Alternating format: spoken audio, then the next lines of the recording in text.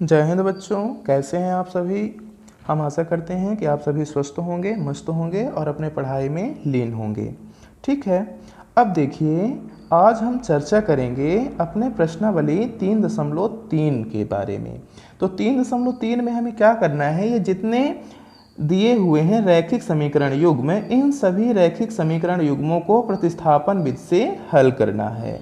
ठीक है, तो इस क्वेश्चन नंबर फर्स्ट में टोटल हमको 6 क्वेश्चंस दिए गए हैं। ठीक है, या 6 समीकरण युग्म दिए गए हैं। इन सभी समीकरण युग्मों को हमें प्रतिस्थापन विधि की सहायता से हल करना है। तो आइए हम शुरू करते हैं। ये हमारा बहुत ही इंटरेस्टेड चैप्टर है और मनोरंजन की दृष्टि से बिल्कुल हंसी खुशी इस क्वेश्चन को हम या इन क्वेश्चनों को सॉल्व करने का प्रयास करेंगे। देखिए, पढ़ाई करते वक्त हमारे दिमाग में किसी भी प्रकार का स्ट्रेस या तनाव नहीं होना चाहिए। यदि तनाव होगा तो गणित हमसे नहीं बनेगी। हमको गणित एक पेचीदा सब्जेक्ट लगने लगती है, तो हमें इसे पेचीदा तो बिल्कुल समझना ही नहीं है, बिल्कुल इजी समझ करके चलना है, तो ये हमको इजी ही लगेगी। तो चलिए हम स्टार्ट करते हैं। इसका पहला क्वेश्चन है, पहले नंबर पे हमारा समीकरण है x प्लस बाई बराबर 14। ये हो गया हमारा समीकरण फर्स्ट।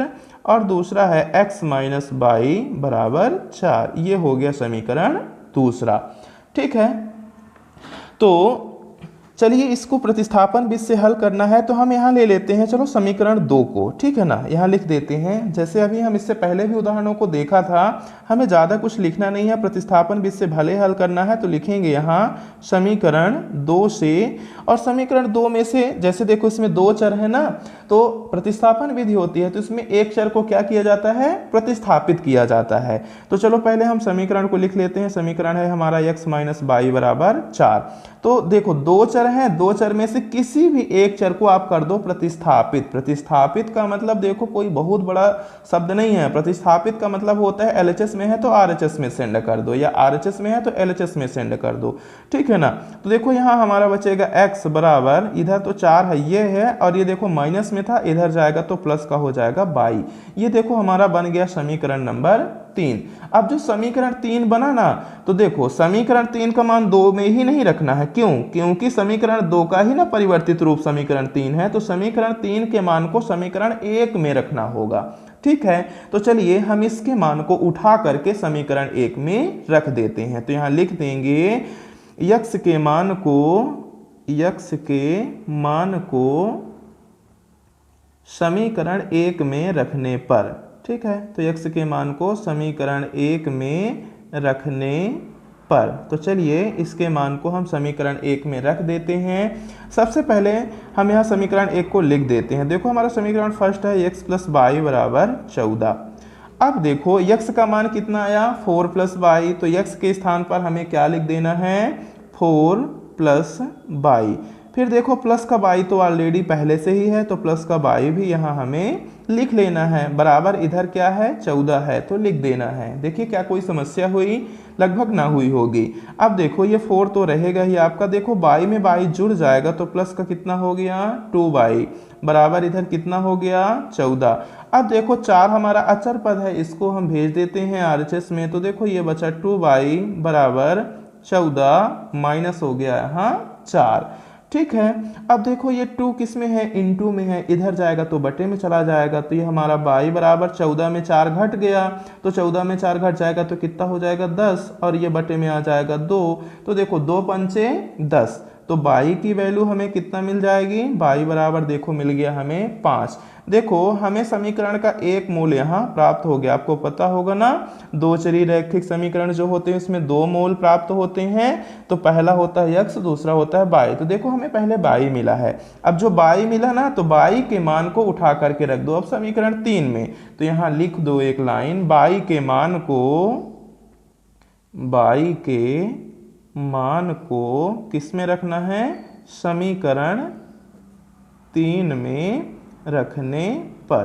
तो चलिए हम बाई के मान को उठाकर रख देते हैं समीकरण 3 में। तो देखो हमारा समीकरण 3 है x बराबर 4 प्लस बाई। तो देखो ये हो जाएगा हमारा x बराबर 4 प्लस बाई की वैल्यू 5 है। तो यहाँ ये x बराबर आ गया 5 4 9। देखो x की वैल्यू यानी हमारा दूसरा मोल भी x की वैल्यू कितना आ गया 9 आ गया। तो यहाँ हम लिख देंगे अतः x बराबर 9 व y बराबर 5 है। तो यहाँ हमने लिख दिया कि अतः x बराबर 9 व y बराबर 5 है। ठीक है बच्चों, अब चलिए हम चलते हैं इसके दूसरे नंबर में। तो देखिए हमारा इसका दूसरा नंबर है s माइनस टी बराबर 3, फिर है s बटे 2 प्लस टी बटे 2 बराबर 6। तो चलिए हम इसको थोड़ा व्यवस्थित कर लेते हैं। यहाँ थोड़ा सा हमने मिस्टेक लिख दिया है, यहाँ s बटे 3 है, ठीक है ना। तो यहाँ बटे में आप इसको 3 बना लेंगे, s बटे 3 धन टी बटे 2 बराबर 6। देखो यहाँ पहले इसी को सॉल्व कर लेते हैं, इसको सरल रूप में, जैसे हमारा सरल रूप होता है। तो देखो 3 और 2 का हम ले लेंगे एलसीएम। तो 3 और 2 का एलसीएम हमारा कितना आएगा, तो 3 दूना होता है 6, हमारा एलसीएम हो गया 6। तो एलसीएम जब हमारा 6 आया तो देखो हमसे भिन्न का जोड़ तो बनता होगा। देखो 6 जो होता है अब इसका 3 से भाग करेंगे, 6 बटे 3 करेंगे। तो जब यहाँ हम 6 भागें 3, यहाँ 6 भागें पहले 3 करेंगे तो देखो 3 दूना 6, भागफल 2 आया। अब जो भागफल आता है ना उसका गुणा कर देंगे यस से, तो यहाँ आ जाएगा 2s प्लस। देखो अब 2 का भाग करेंगे यानी 6 भागें 2 करेंगे तो 2 तिहाई 6, 3 आया ना, तो 3 का गुणा कर देंगे t से, तो ये हो जाएगा 3t बराबर यहाँ है 6। अब ये 6 को कर देंगे पक्षांतरित, तो 6 का गुणा हो जाएगा 6 से, तो 6 छांगा 36 हो जाएगा।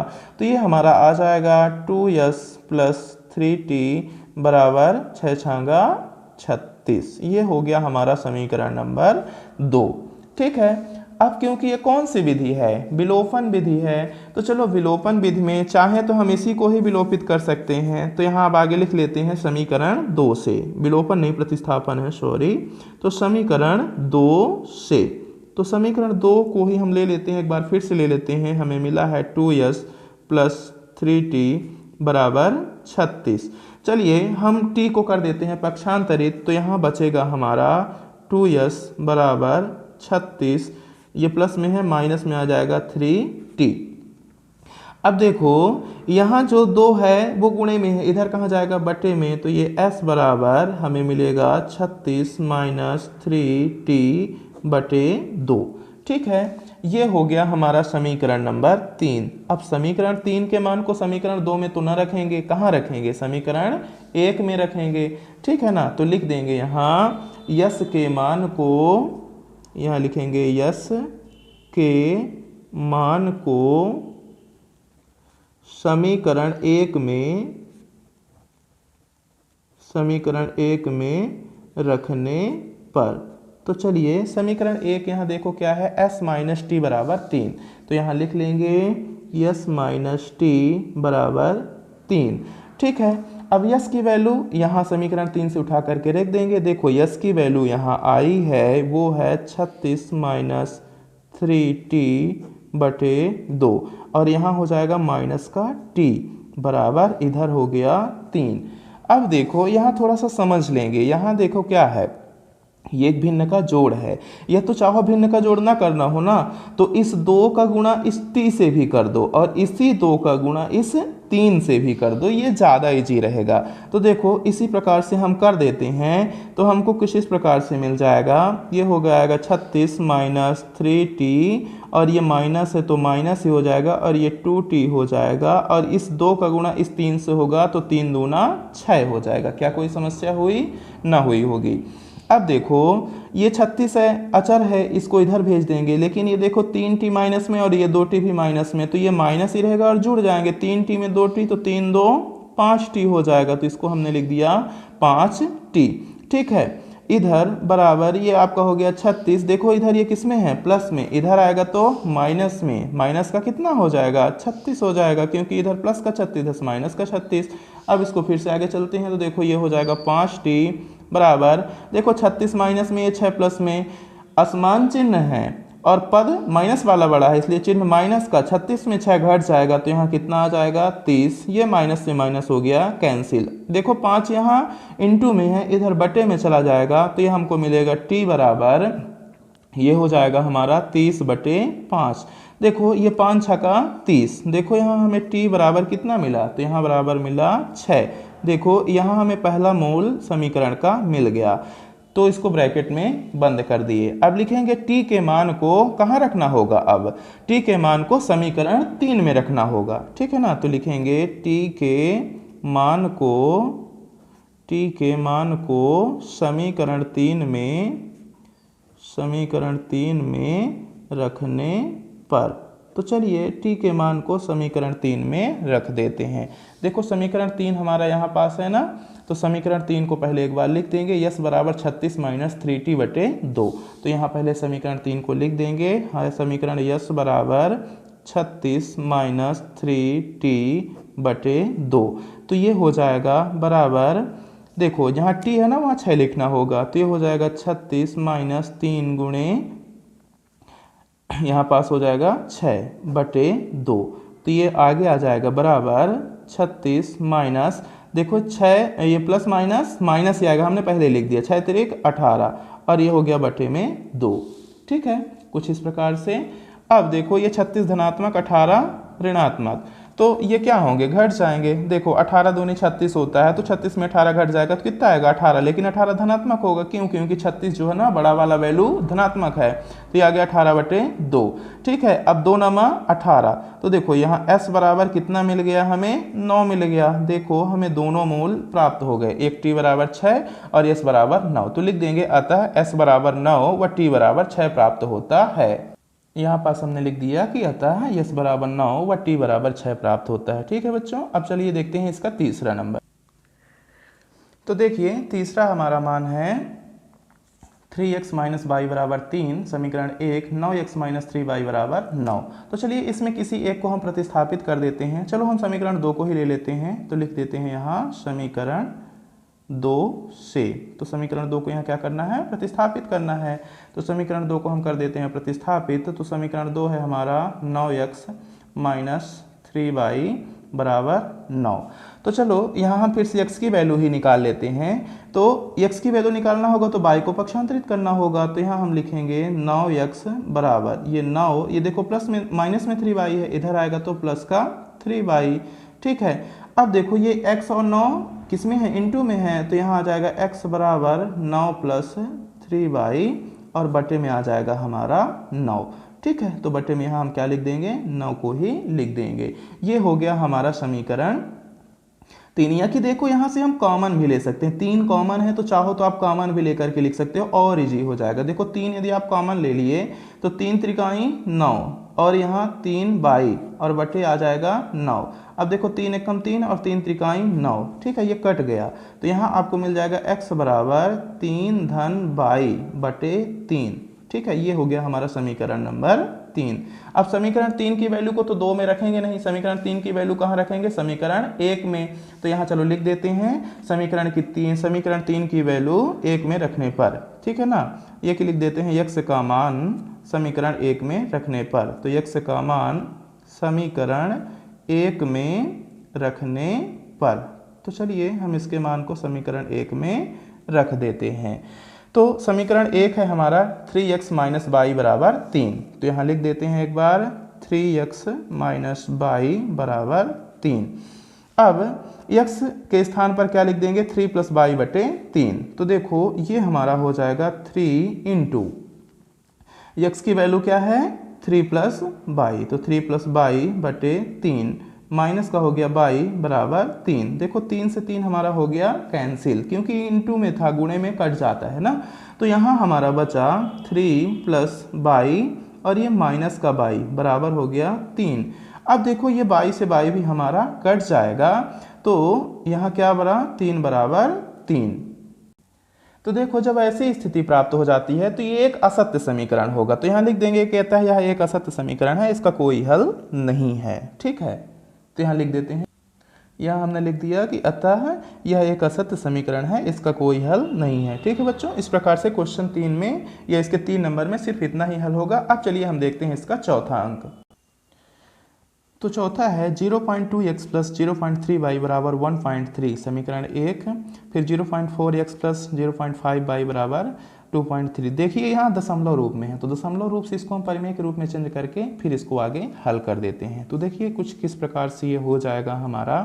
तो देखो इसको हम क्या कर सकते हैं, ये 0.2x है ना, तो 0.2 को हम क्या लिख सकते हैं, यहाँ हम इसको लिख सकते हैं 2/10x, हो जाएगा इस प्रकार से, ठीक है ना। क्योंकि देखो बटे में एक जाएगा, दशमलव से एक हो जाएगा और दशमलव के बाद एक अंक है तो एक ठो जीरो, ठीक है। आगे हो जाएगा हमारा प्लस, इसको भी हम क्या लिख सकते हैं 3/, यहाँ 10 कर सकते हैं। या कि ये ना करना हो तो आप ये भी लिख सकते हो कि समीकरण के दोनों पक्षों में, या समीकरण के दोनों पक्षों के सभी पदों में 10 का गुणा करने पर, ये चीज़ भी आप कर सकते हो। यदि आपको ये चीज़ ना समझ में आ रही हो तो आप यही कर सकते हो, लिख दोगे कि समीकरण के दोनों पक्षों में 10 का गुणा करने पर। और यदि नहीं लिखना है तो फिर आप इस प्रकार से इसको कर सकते हो। तो चलिए, जो आपके लिए सहूलियत वाला हो वैसा आप कर सकते हो। ये 1.3 ही रहने दो। अब देखो इसका यदि आप एलसीएम लेते हो तो एलसीएम आपको कितना मिलेगा, 10 ही मिलेगा, ठीक है ना। तो 10 मिलेगा तो ये 10 बटे यहाँ कितना आ जाएगा 2x प्लस 3y, बात वही होगी, बराबर 1.3।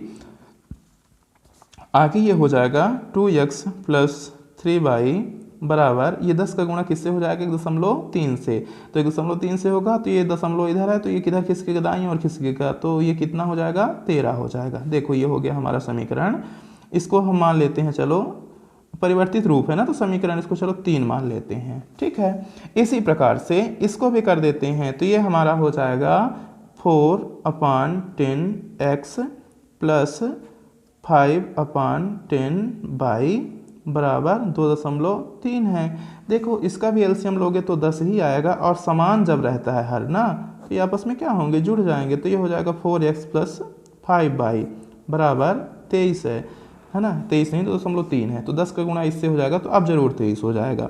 तो ये हमारा हो जाएगा 4x प्लस 5y बराबर 2.3 का गुणा 10 से, तो ये हो जाएगा 23। ये हो गया समीकरण 4। अब चलो समीकरण, अब हमको 1-2 से मतलब नहीं है, अब हमें 3 और 4 से मतलब है। तो चलो समीकरण 4 से ले लेते हैं, तो यहाँ लिख देते हैं समीकरण 4 से, या अब समीकरण 4 से, समीकरण 4 से, तो इसमें क्या करना है, इसको प्रतिस्थापित करना है किसी एक पद को, तो कर देते हैं। तो ये हो जाएगा हमारा 4x, मैं ये डायरेक्ट कर दे रहा हूँ, तो देखो 4x बराबर ये हो जाएगा 23, देखो प्लस में 5y है तो माइनस का हो जाएगा 5y। देखो 4 गुणे में है, इधर कहाँ जाएगा बटे में, तो ये x बराबर हो जाएगा 23 माइनस 5y, और बटे में आ जाएगा आपका 4, तो यहाँ बटे में लिख देंगे 4। ये देखो बन गया समीकरण 5। अब समीकरण 5 के मान को हमें समीकरण 4 में ही नहीं रखना है, क्योंकि 4 का ही परिवर्तित रूप 5 है। समीकरण 5 के मान को रख देंगे समीकरण 3 में, ठीक है ना। तो लिखेंगे x का मान समीकरण 3 में रखने पर, तो यहाँ लिखना है x का मान समीकरण 3 में, समीकरण 3 में रखने पर। तो चलिए x के मान को हम रख देते हैं समीकरण 3 में। हमारा समीकरण 3 कितना है, 2x प्लस 3y बराबर 13, ठीक है। तो यहाँ लिख देते हैं एक बार 2x प्लस 3y बराबर 13। x की वैल्यू कितनी आई है 23 माइनस 5y बटे 4। तो देखो ये हो जाएगा हमारा 2 इंटू में, तो 2 इंटू ये हो गया 23 माइनस 5y बटे 4, ठीक है, प्लस हो गया 3y बराबर हो गया 13। इस प्रकार से हमने इसको सजो दिया। देखो 2 1 कम 2 और 2 दूना 4, ये 2 से कट गया। अब देखो बचा क्या, तो यहाँ हमको मिला, इसको लिख देंगे हम, जो मिला है या जो बचा है 23 माइनस 5y बटे 2 प्लस 3y बराबर 13। अब देखो इस 2 का गुणा कर दो आप इस 3 से, और इस 2 का गुणा कर दो 13 से, बाकी कुछ मत करो। तो देखो ये हमारा हो जाएगा 23 माइनस 5y, अब 2 का गुणा 3 से तो 2 तिहाई 6y हो जाएगा, और ये 13 दूनी 26 हो जाएगा बराबर, ठीक है ना। अब देखो ये जो हमारा 23 है ये पक्षांतरित होगा, तो 23 पक्षांतरित होकर के कहाँ जाएगा, RHS में जाएगा। देखो ये माइनस 5y है और ये 6y है, घट जाएगा, तो 5 में 6 या 6 में 5 घट गया तो कितना बचेगा, सिर्फ y बचेगा। तो यहाँ y बराबर हमको मिल जाएगा 26/23। ये सॉरी 26/23 कैसे मिलेगा, यहाँ 26 है और ये देखो प्लस में है, इधर आएगा तो माइनस का हो जाएगा 23, ठीक है। तो ये y बराबर 26 में 23 घट गया है ना, तो 23 24 25 26, तो यहाँ y बराबर हमको क्या मिल गया, 3 मिल गया। देखो हमें एक मूल यहाँ प्राप्त हो गया। अब जो y बराबर 3 मिला है तो यहाँ लिख देंगे y के मान को कहाँ रखना होगा? अब बाई के मान को हमें रख देना होगा, जो बाई का मान प्राप्त हुआ है ना, उस बाई के मान को रख देंगे समीकरण 5 में। ठीक है, तो लिखेंगे बाई के मान को समीकरण 5 में रखने पर। तो चलिए बाई के मान को रख देते हैं समीकरण 5 में। पहले हम एक बार समीकरण 5 लिख लेते हैं। ये हो गया हमारा x बराबर 23 माइनस 5 बाई बटे 4।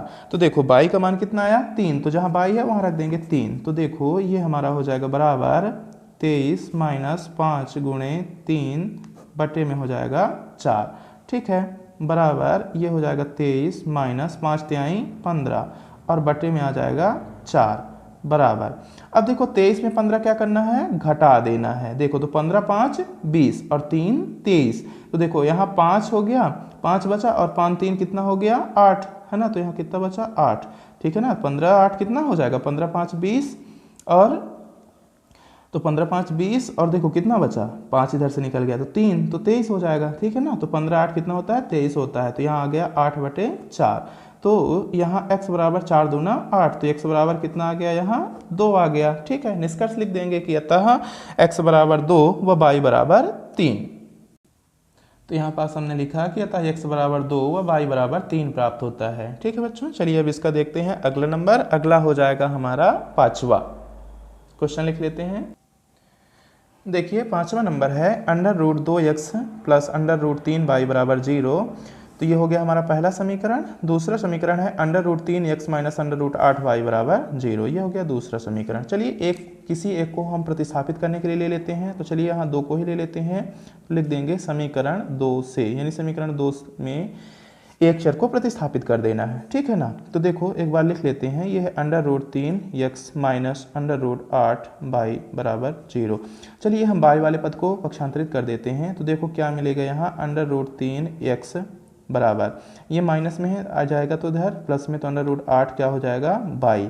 अब देखो ये x बराबर हमको मिल जाएगा √8 बाई और बटे में आ जाएगा √3। ये देखो हो गया हमारा समीकरण नंबर 3।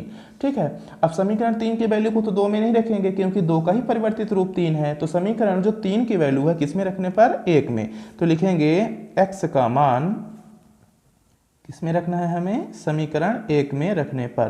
तो x का मान समीकरण 1 में रखने पर। तो चलिए x के मान को हम समीकरण 1 में रख देते हैं। समीकरण पहला है हमारा √2x प्लस √3y बराबर 0। तो देखो x की वैल्यू यहाँ पास आई है √8y बटे √3। ठीक है ना। तो x के स्थान पर इसको रख देना है। तो देखो ये हमारा हो जाएगा √2 इंटू इसकी वैल्यू कितनी है? √8 बाई। ठीक है, तो यहाँ पास रख देंगे √8 और ये हो गई हमारी बाई और बटे में कितना है? √3। तो बटे में हो गया √3, ये ब्रैकेट बंद हो जाएगा प्लस यहाँ √3 बाई और इधर में है बराबर में 0। ठीक है, चलिए इनका गुणा कर देते हैं। देखो √2 का गुणा किससे हो जाएगा? √8 से। तो ये हो जाएगा √2 गुणे √8 बाई। ठीक है, और बटे में क्या आ जाएगा? बटे में आ जाएगा √3।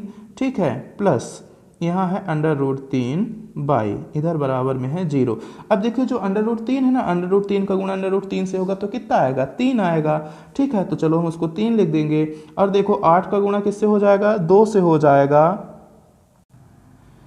तो 8 दूनी 16 हो जाएगा। तो यहाँ पास क्या लिख देंगे? √16 और क्या है? बाई है। तो बाई √3 का गुणा किससे हो गया? इस √3 से हो गया, ये कैंसिल हो जाएगा। ठीक है ना। तो यहाँ की जो वैल्यू हमें प्राप्त होगी वो क्या हो जाएगी? +3 बाई बराबर 0। अब देखो √16, ये √16 का जो वर्गमूल होगा वो कितना होगा? तो √16 का जो वर्गमूल 4 चौको 16 हमें पता है कि 4 होगा। तो ये 4 बाई प्लस क्या हो गया? 3 बाई। ठीक है ना, बराबर क्या हो गया? 0। अब देखो 4 बाई है और ये 3 बाई, तो 4 3 कितना हो जाएगा? 7 बाई। ठीक है ना, जुड़ जाएंगे तो ये हो गया 7 बाई बराबर 0। अब ये बाई बराबर यहाँ कितना प्राप्त होगा? देखो यहाँ इंटू में है, 0 के बटे में जाएगा तो हमें क्या मिलेगा? बाई बराबर तो हमें यहाँ y बराबर 0 ही प्राप्त होगा। देखो हमें एक मूल यहाँ प्राप्त हो गया। क्या मिला यहाँ? y बराबर 0 मिला। अब जो y बराबर 0 मिला है तो y के मान को कहाँ रखेंगे? समीकरण नंबर 3 में। तो यहाँ लिखेंगे y के मान को समीकरण 3 में रखने पर, y के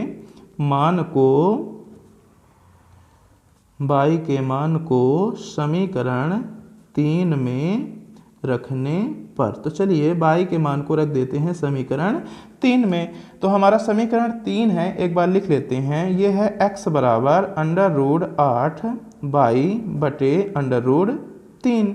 ठीक है, अब जहाँ y है उसकी वैल्यू क्या है? 0। तो देखो x बराबर √8 गुणे हो जाएगा 0 बटे √3। ठीक है, अब आपको पता है कि किसी चीज़ का 0 से गुणा होगा तो वो 0 हो जाएगा, तो ये 0 बटे √3 होगा। अब किसी संख्या का 0 से भाग भी होगा तब भी 0 हो जाएगा, है ना। तो x बराबर हमें क्या मिल जाएगा? 0। तो देखो यहाँ x की वैल्यू क्या आई? 0 आई। यहाँ हमने लिख दिया x बराबर 0। अतः लिख देंगे कि अतः x बराबर 0 व y बराबर 0 प्राप्त होता है। तो यहाँ पास हमने लिखा अतः x बराबर 0 व y बराबर 0 प्राप्त होता है। यही है हमारा अभीष्ट आंसर। चलिए अगला छठा नंबर देखते हैं। तो देखिए छठा नंबर है 3x बटे 2 माइनस 5y बटे 3 बराबर 2। ये हो गया समीकरण नंबर फर्स्ट। समीकरण दूसरा है x बटे 3 प्लस y बटे 2 बराबर 13 बटे 6। देखिए परिमेय के रूप में है तो परिमेय से इसको पूर्णांक के रूप में चेंज कर लेते हैं। समीकरण 1 से चलते हैं। देखो यहाँ 3 और 2 का हो जाएगा एलसीएम, तो 3 दूना 6 आएगा, है ना। समीकरण 1 से करते हैं, या डायरेक्ट कर देना, कुछ लिखने पढ़ने की जरूरत नहीं है।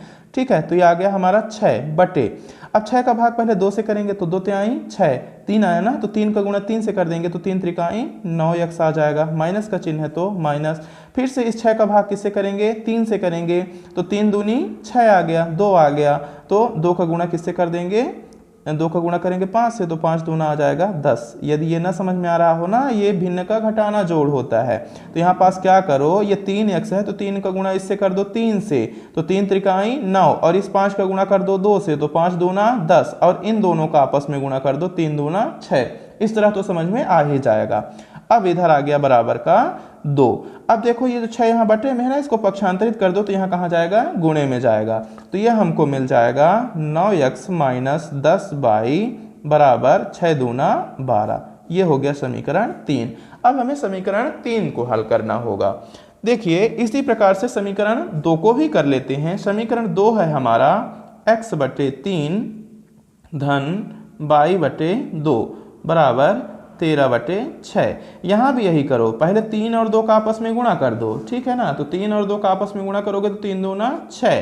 फिर इस x के साथ इस 2 का गुणा कर दो तो कितना हो जाएगा? 2x। फिर इस y के साथ 3 का गुणा कर दो, बीच में प्लस का चिन्ह है तो प्लस, तो ये हो जाएगा हमारा 3y बराबर 13 बटे 6। अब इस 6 देखो यहाँ कहाँ है? ये बटे में है, यहाँ जाएगा तो गुणे में, तो यहाँ इसके साथ गुणे में लिख दो, तो ये हो जाएगा 2x प्लस 3y बराबर 13 बटे 6, और गुणे में आ जाएगा 6, तो 6 से 6 हो जाएगा कैंसिल। तो ये हमारा हो जाएगा 2x प्लस 3y बराबर 13। ये हो गया हमारा समीकरण 4। अब चलो समीकरण 4 से ही हम ले लेते हैं, इसको प्रतिस्थापित करते हैं। तो यहाँ लिख लेते हैं समीकरण 4 से इसको प्रतिस्थापित करना है।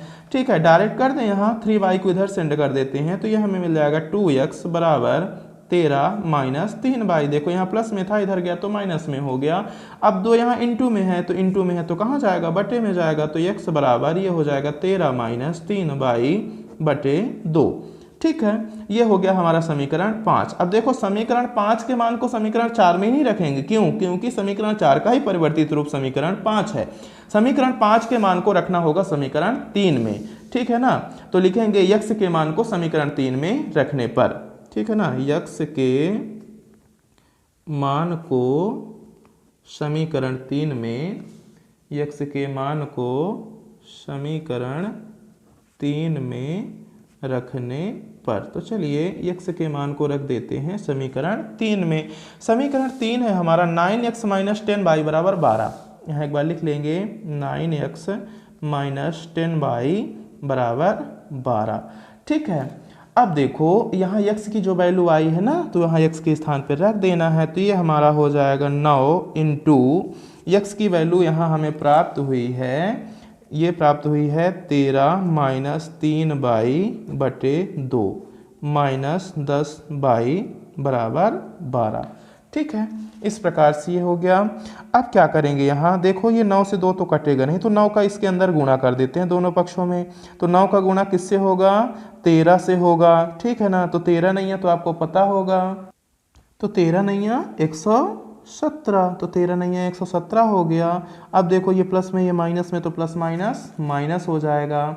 फिर बताओ 9 का गुणा 3 से, तो 9 त्रिक 27, तो यहाँ हो गया 27/। अब इधर बटे में क्या है, 2 है, तो 2 लिख देंगे, माइनस 10/12। यहाँ एक काम करो, ये जो 2 बटे में है ना, तो इस 2 का गुणा इस 10 से भी कर दो और इस 12 से भी कर दो। तो चलो कर देते हैं, तो ये हमारा हो जाएगा 117 माइनस 27/। देखो 2 का गुणा 10 से, ये माइनस में है ना तो माइनस ही रहेगा, और 10 दूना 20 आ जाएगा, है ना। तो 20/, 12 दूना 24 आ जाएगा। ठीक है, अब इसको चलो हम सॉल्व कर देते हैं। तो देखो ये 117 को तो इधर पक्षांतरित कर देंगे क्योंकि अचर पर है। अब देखो 27/, और 20/, दोनों ऋणात्मक हैं तो जुड़ जाएंगे, किसका चिन्ह आएगा, माइनस का ही। अब देखो 7 में 0 जोड़ेंगे तो कितना आएगा, 7 ही आएगा, और 2 में 2 जोड़ेंगे तो 4। जाहिर सी बात है 27 और 20 47 होता है, तो ये हो गया 47/, बराबर 24। ठीक है, देखो ये 117 इधर प्लस में है, इधर आएगा तो माइनस का 117 हो जाएगा। अब 117 में इस 24 को क्या करेंगे, घटा देंगे, तो चलिए घटा देते हैं। तो ये माइनस हमारा हो गया 47/, बराबर, देखो माइनस वाला वैल्यू ज़्यादा है, 117 है, तो यहाँ काहे का चिन्ह लगेगा, माइनस का। अब देखो 7 में 4 निकल गया, तो 7 में 4 निकाल देंगे तो कितना बचेगा, 3 बचेगा ना, तो यहाँ लिख देंगे 3। अब देखो ये 2 है और ये कितना बचेगा, 11, तो 11 में 2 निकल गया तो कितना होगा, 9 2 11, तो यहाँ पास कितना लिख देंगे हम, 9 लिख देंगे। तो यहाँ हमारा कितना आ गया, 93 आ गया। देखिए इस क्वेश्चन में हमने थोड़ा सा मिस्टेक कर दिया है, स्टार्टिंग से ही मिस्टेक कर दिया है। जब हमने क्वेश्चन को लिखा था तो यहाँ -2 था, ठीक है, तो यहाँ -2 हो गया। तो जब हम इसको चेंज करेंगे यहाँ भी क्या होगा, -2 होगा, ये माइनस का 12 आएगा। देखिए एक चिन्ह चेंज होने से बहुत ज़्यादा समस्या आ जाती है, चिन्हों पर विशेष ध्यान रखेंगे। यहाँ थोड़ा हमसे खुद ही गलती हो गई है, ये चिन्ह माइनस का हम यहाँ लगा लेते हैं। तो देखो ये समीकरण हमारा 3 हो गया, समीकरण 4 हो गया।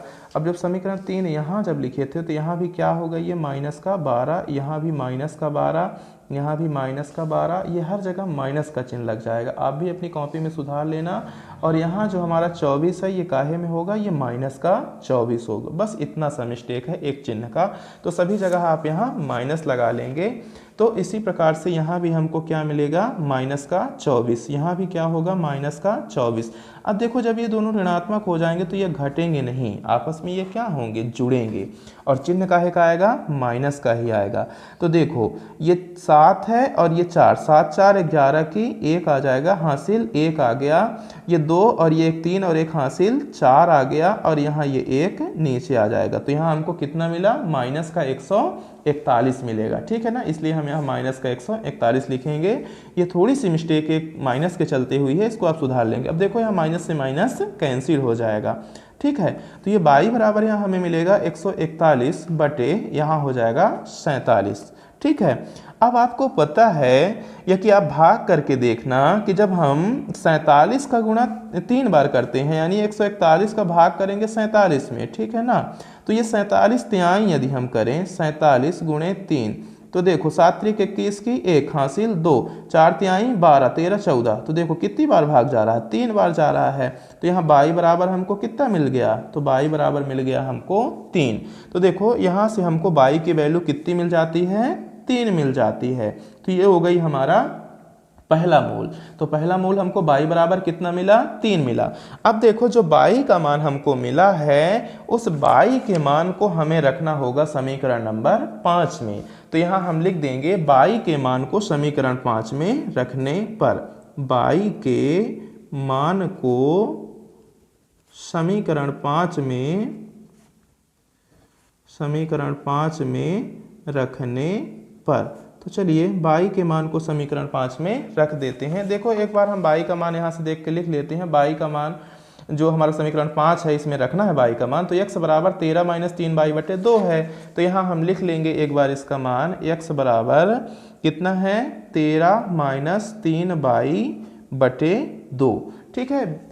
बच्चों इसमें चिन्हों का विशेष ध्यान रखना, नहीं मेरी तरह ही आपसे भी गलती हो जाएगी, ठीक है ना, गलतियां तो होती ही रहती हैं, ये तो मैथ है, गलती करने की सब्जेक्ट ही है। ये 13 माइनस 3 और बाई की वैल्यू कितनी आ गई 3, तो यहाँ लिख देंगे 3 और बटे में आ गया हमारा 2, ठीक है। अब आगे हम इसको कर देते हैं, तो देखो ये हमारा 13, देखो ये माइनस का चिन्ह है तो माइनस प्लस माइनस और 3 त्रिकाई 9, बटे में कितना आ जाएगा 2। अब देखो 13 में 9 घटा देंगे तो 9 4 13 होता है, तो घटेगा तो कितना बचेगा 4 बटे 2, ठीक है। अब 2 दूना 4, तो देखो x बराबर हमें यहाँ कितना मिला 2 मिला, तो x बराबर हमने लिखा 2, ठीक है। तो आपने देखा कि y बराबर 3 मिला और x बराबर 2, तो लिख देंगे कि अतः x बराबर 2 व y बराबर 3 प्राप्त होता है, अतः x बराबर 2 व y बराबर 3 प्राप्त होता है, ठीक है बच्चों।